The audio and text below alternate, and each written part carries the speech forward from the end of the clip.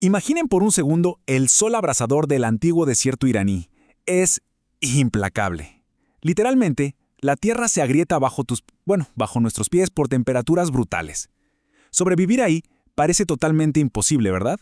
Pero increíblemente, justo en medio de ese infierno de arena, surgió algo alucinante, uno de los triunfos más extraordinarios de la civilización, y de hecho, el mismísimo primer paso en nuestra larguísima batalla por dominar el clima. Entremos en nuestra primera fase, arquitectura de arcilla y viento, y aquí vemos una reverencia absoluta por los materiales naturales. De esta tierra completamente reseca surgen estos monumentos de barro. Son estructuras masivas, emergen como montañas artificiales de la nada. Es una maestría absoluta sobre el entorno. Y ojo, sin metales complejos, cero cables, solo cúpulas inmensas de hasta 19 metros de altura. Les llaman Yakchol, son pozos de hielo. Fabricar y conservar bloques de hielo sólido en un lugar donde encontrar agua ya es casi un milagro, suena a magia pura, ¿no? Pero no, es ingeniería de la más alta calidad. Esta arquitectura vernácula persa no intentaba luchar contra el desierto, para nada, lo usaba a su favor. Muros enormes de tierra apisonada que absorbían todo el castigo del sol durante el día y luego trabajaban en absoluto silencio durante la noche. El secreto de todo esto radica en la física más pura. Tenían canales de agua súper poco profundos, y durante la gélida noche del desierto, el agua oculta bajo estos muros gigantes pierde su calor, se congela. Así que antes del amanecer recolectaban ese hielo, hombres trabajando a contrarreloj en plena oscuridad, y lo almacenaban en pozos oscuros y superprofundos. El diseño térmico de estos lugares es literalmente perfecto. El aire caliente sube por la cúpula y simplemente escapa. Mientras tanto, el hielo prevalece abajo, mes tras mes, sobreviviendo intacto al verano más extremo de la Tierra. Un verdadero triunfo del ingenio humano. Pero claro, esta batalla era global. El calor no discriminaba imperios. A miles de kilómetros de ahí, en Egipto y en el Valle del Indo, la respuesta tomó otra forma fascinante.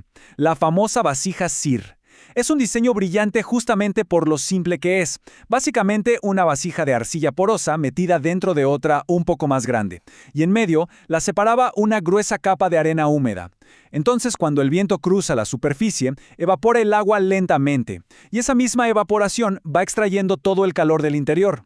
Agua fresca en pleno desierto, alimentos que duraban mucho más tiempo. Era enfriamiento pasivo. Una invención muy silenciosa, sí, pero que salvaba vidas literalmente a diario.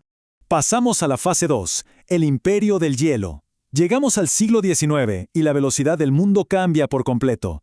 El hielo deja de ser este milagro local y se convierte, de golpe, en una mercancía global. Todo gracias a un hombre, Frederick Tudor. Su ambición era gigantesca. Imaginen esto, quería cortar bloques de hielo natural en los lagos helados de Norteamérica y enviarlos en barcos de madera por todo el mundo. Su gran secreto para que no se derritiera en alta mar, aserrín, tal cual, millones de toneladas de hielo protegidas por simple polvo de madera. Acababa de nacer un imperio comercial sin precedentes en la historia. Pero ojo, porque mientras Tudor construía este mega imperio, una urgencia muchísimo mayor impulsaba otra revolución paralela. La pura supervivencia. Había un médico, el Dr. John Gorrie, que buscaba desesperadamente una cura para las enfermedades tropicales. Sus pacientes literalmente morían de fiebre en las sofocantes salas de hospital, y Gorrie culpaba de todo esto al calor extremo. Necesitaba enfriar a los enfermos como fuera. Pero claro, el hielo del imperio de Tudor era un lujo totalmente inalcanzable. Así que, frente a esta crisis de vida o muerte, Gorrie inventó una máquina. Un artefacto mecánico súper complejo. Era una cámara que forzaba la rápida expansión del aire. Y al expandirse, el aire absorbía el calor del agua. El resultado fue revolucionario. Hielo artificial, creado a voluntad. Llegamos a mayo de 1851. Patenta su gran genialidad. Debió ser aclamado como un héroe a nivel mundial, ¿verdad? Pues no. Se enfrentó a la ruina total. Resulta que el poderoso monopolio del hielo natural atacó sin piedad. Vieron la inmensa amenaza y aplastaron su reputación por completo. Su invento fue ridiculizado sin parar en la prensa nacional. Incluso lo llamaron un crimen contra la naturaleza. Lo consideraban una absoluta blasfemia por intentar, según ellos, imitar a Dios creando hielo. Destrozado y en bancarrota, Goria lamentablemente murió en la pobreza. Lo despojaron de la inmensa gloria de haber inventado nada más y nada menos que la refrigeración moderna. Número 3. La máquina de invierno. La revolución industrial tomó una fuerza imparable. metales oscuros, engranajes de hierro pesados, bombas de vapor. Pioneros increíbles como William Cullen, Jacob Perkins y Carl von Linde toman esa chispa inicial del pobre Gorry y la convierten en un verdadero incendio. Las máquinas evolucionan rápido, sustituyen el aire por químicos superpotentes, éter, amoníaco, y así nacen las primeras máquinas mecánicas de enfriamiento de la historia. Eran enormes, ruidosas, extremadamente complejas, pero revolucionarias. La humanidad por fin podía fabricar el invierno. 1876. Y fíjense bien, porque este desarrollo reescribe por completo el mapa del mundo. Charles Dellier logra algo que se creía imposible, algo que parecía ciencia ficción pura en esa época. Logra equipar un barco completo con un sofisticadísimo sistema de refrigeración mecánica. Y esa nave logra cruzar todo el inmenso océano Atlántico, transportando carne fresca desde Buenos Aires en Argentina hasta Rouen en Francia. Fueron 105 días de viaje, un solo viaje exitoso que cambió la historia humana para siempre. Las inmensas distancias globales quedaron eliminadas de un plumazo, las fronteras estacionales de los alimentos desaparecieron. Por primera vez, un pedazo de Sudamérica podía alimentar a toda Europa. Cuarta parada, la revolución doméstica. Entramos de lleno al siglo XX, y aquí es donde la inmensa tecnología industrial cruza el umbral más sagrado de todos, el hogar. Esmalte blanco, porcelana pulida y ese zumbido característico de la electricidad. En 1914, Florence Parpart patenta una versión eléctrica altamente eficiente.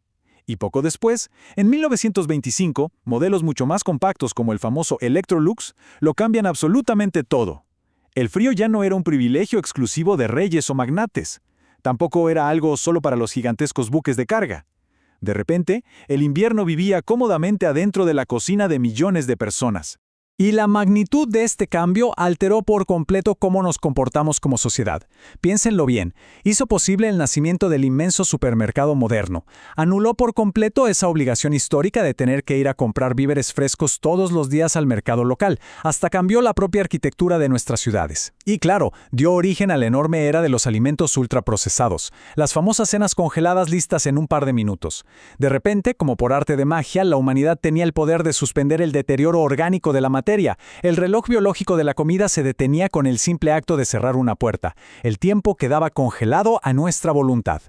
Pero la comodidad extrema siempre tiene un costo. Para lograr que estas máquinas fueran verdaderamente seguras dentro del hogar familiar, la industria empezó a usar nuevos compuestos químicos, los famosos clorofluorocarbonos. Al principio parecían un milagro literal de la ciencia. No eran tóxicos y se inhalaban, no eran inflamables, eran súper estables y silenciosos. Pero venían con un precio trágico, inmenso de hecho. Durante muchísimas décadas, estos gases totalmente invisibles se filtraron hacia la atmósfera superior y destrozaron silenciosamente la capa de ozono de nuestro propio planeta.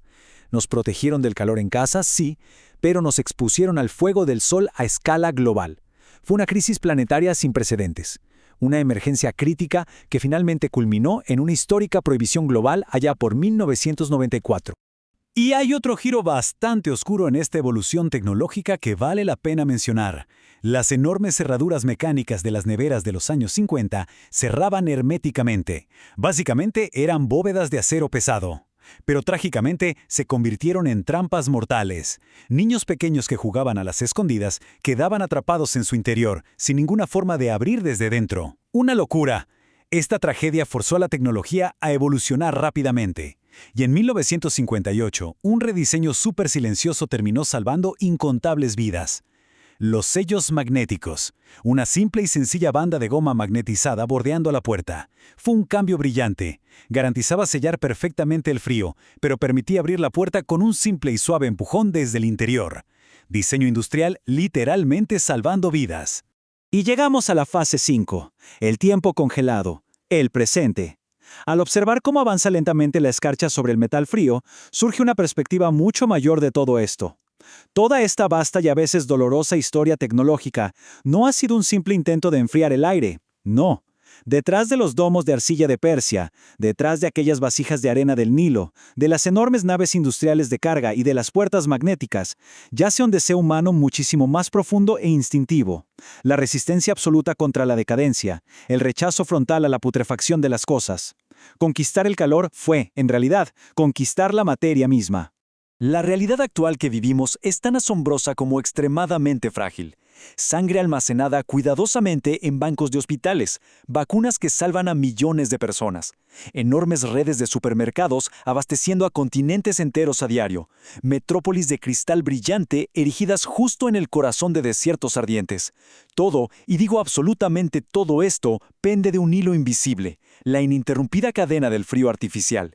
Hemos cruzado la línea, hemos llegado a un punto de no retorno tanto tecnológico como biológico. Así que la gran pregunta ya no es cómo logramos dominar el hielo en el desierto, sino ¿qué seríamos hoy nosotros sin el frío?